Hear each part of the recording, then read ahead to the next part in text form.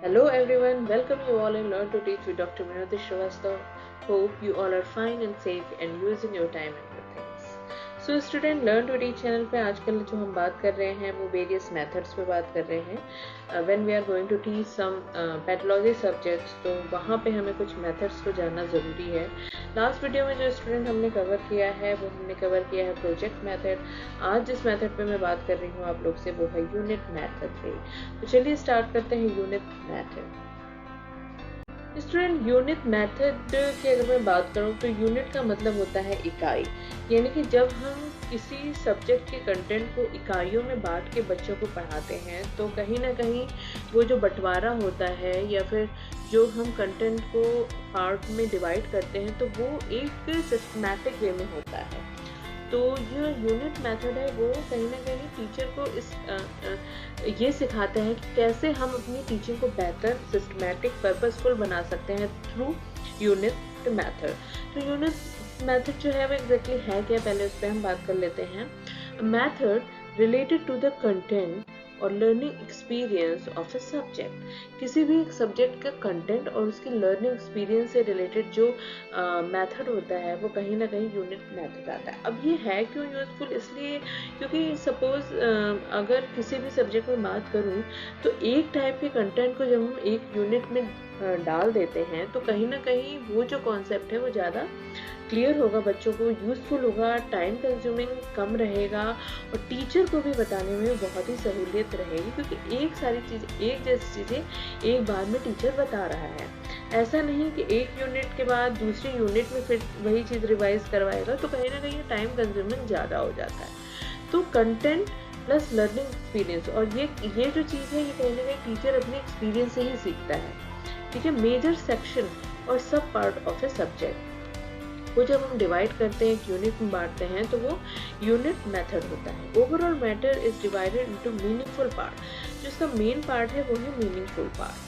यानी कि मीनिंगफुल वे में जाके हम उसको डिवाइड करते हैं कि अगर हम सपोज किसी 5 टॉपिक को एक यूनिट के अंतर्गत रख रहे हैं तो उसके पीछे रीज़न क्या है, क्योंकि वो जो 5 टॉपिक है वो एक दूसरे से इंटरकनेक्टेड है. अगर मैंने उसको एक साथ पढ़ाया तो जो कॉन्सेप्ट है हो सकता है वो बच्चों को ज़्यादा क्लियर हो और कम समय में क्लियर हो जाए, तो वो मीनिंगफुल यहाँ पे शो करता है. तो carried out with the assumption that it will be beneficial to the students, not only for student. मैं तो ये कह सकती हूँ कि फॉर टीचर के लिए भी बेनिफिशियल है क्योंकि टीचर को भी पढ़ाने में सहूलियत रहती है, एक तरीके कॉन्सेप्ट को बच्चों को क्लियर करवाने में सही सहूलियत रहती है. तो टाइम जो है वो कहीं ना कहीं स्टूडेंट और टीचर दोनों का बचता है. तो यूनिट मेथड जो है उसकी अपनी खुद की खूबियाँ हैं. स्टूडेंट यूनिट मेथड को समझने के बाद अब हम ये जान लेते हैं कि हमें इसे यूज़ कैसे करना चाहिए. How to use unit method.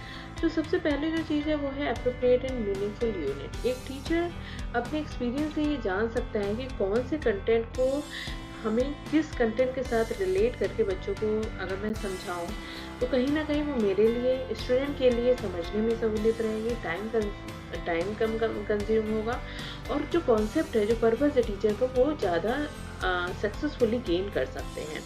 तो this will come only by some experience. जब हम टीचिंग में कुछ एक्सपीरियंस ले लेते हैं उस कंटेंट में उतना हमें समझ में आने लगता है तो कहीं ना कहीं हम उस कंटेंट को यूनिट वाइज डिवाइड कर सकते हैं. Units are given proper order. Again जो यूनिट होनी चाहिए वो प्रॉपर ऑर्डर में होना चाहिए. इसे हम कह सकते हैं जो इसका ऑर्डर हो वो इजी टू टफ की तरफ होना चाहिए. टफ कंटेंट हम बाद में टच करेंगे, सबसे पहले इजी से बच्चों का स्टार्ट करते हैं फिर धीरे धीरे जाके हम टफ की तरफ बढ़ते हैं. तो वो एक ऑर्डर होना चाहिए, प्रॉपर ऑर्डर होना चाहिए. Acquainted with the previous experience. Again ये जो ऑर्डर है चाहे वो इजी टू टफ वाला हो या कोई भी ऑर्डर हो वो हमें कहीं ना कहीं प्रीवियस एक्सपीरियंस के ही थ्रू समझ में आता है. Student know what they do not know. और यूनिट का मेन पर्पस यही है कि बच्चे वो चीज़ जाने जो वो नहीं जानते हैं, यानी कि इस तरीके से उन्हें समझाया जाए उस कंटेंट से रिलेट करके, यानी कि उनकी जो प्रीवियस नॉलेज है उससे रिलेट करते हुए हम कंटेंट को ऐसे बच्चों के सामने प्रेजेंट करें ताकि वो समझे कि यहाँ तक तो हमें आता था, ये मैंने नई चीज़ सीखी.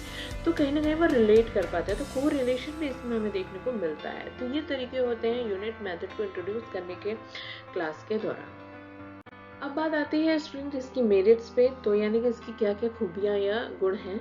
तो इसकी जो पहली है गुण, वो कहता है proper division of the curriculum. जो यूनिट मेथड होता है वो डिवीजन करता है करिकुलम को प्रॉपर वे में, कितनी चीज़ें, कितनी क्लासेस, कितना टाइम किस यूनिट को हमें देना है, किस कंटेंट पे हमें कितना टाइम देना है, ये सारी चीज़ें प्रॉपर डिवीजन थ्रू यूनिट होती है।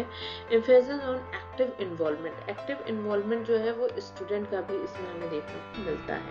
Interesting and purposeful, interesting and purposeful इसलिए है क्योंकि जो टीचर है उसने इतने साल का एक्सपीरियंस लिया और उस एक्सपीरियंस के बाद वो यूनिट को डिवाइड कर रहा है, तो कहीं ना कहीं वो बच्चों के लिए इंटरेस्टिंग होता है।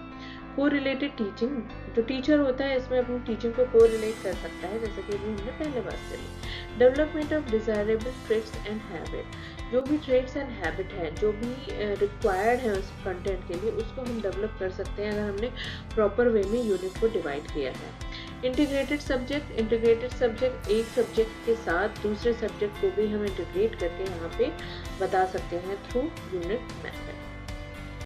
स्टूडेंट्स, अब हम इसकी कुछ डीमेरिट्स पे बात कर लेते हैं। तो पहली जो इसकी डीमेरिट बताई जा रही है वो ये है कि लिमिटेड एप्लीकेबिलिटी। हर समय हर कंटेंट को हम यूनिट मेथड के थ्रू नहीं बता सकते हैं, कभी कभी हमें लिमिटेड एप्लीकेबिलिटी फेस करनी पड़ती है। Not helpful in systematic learning, again जैसा कि हम लोग ने पहले भी बात करी है, जब हमें किसी सिस्टमैटिक लर्निंग के थ्रू ही चलना है, यानी कि 1 to 5 के थ्रू चलना है, तो हम कंटेंट को या कंटेंट के टॉपिक को उठा के इधर से उधर नहीं डाल सकते, वहाँ वैसे पर्पस के लिए ये हेल्पफुल नहीं है। Difficulty in the part of a teacher, कुछ जैसे कि हम लोग ने पहले भी बात की कि एक्सपीरियंस ही सारी चीज़ों का मतलब हेल्पफुल होता है, तो कभी कभी टीचर के लिए काफ़ी दिक्कत पैदा कर देता है। अगर टीचर को उस सब्जेक्ट का या उस कंटेंट से रिलेटेड एक्सपीरियंस नहीं है, तो उस टीचर के लिए वो काफ़ी दिक्कत का सामना करना पड़ सकता है। Not suitable of present day classroom teacher, present day classroom teaching के लिए इसलिए सुटेबल नहीं है क्योंकि यहाँ पे जब हमारे हर दिन के प्लानर बनते हैं, वीकली प्लानर बनता है, एनुअल प्लानर बनता है, तो वहाँ पे अगर हम यूनिट मेथड को इंट्रोड्यूस करें तो कहीं ना कहीं शायद मुश्किल भी आ सकती है। तो प्रैक्टिकलिटी में थोड़ा सा मुश्किल है, but it is again a very helpful method for teacher as well as for student, क्योंकि कॉन्सेप्ट क्लियर करने के लिए जब हम एक ही टाइप के कंटेंट को एक साथ इंट्रोड्यूस करते हैं तो उसका कॉन्सेप्ट ज़्यादा क्लियर होता है। तो ये था स्टूडेंट आज का हमारा topic unit method. I hope ये आपको क्लियर हुआ होगा। चलिए मिलते हैं अपने नेक्स्ट टॉपिक में नेक्स्ट वीडियो में। तब तक आप अपना ख्याल रखिए, फैमिली वालों का ख्याल रखिए। Till then take care and bye.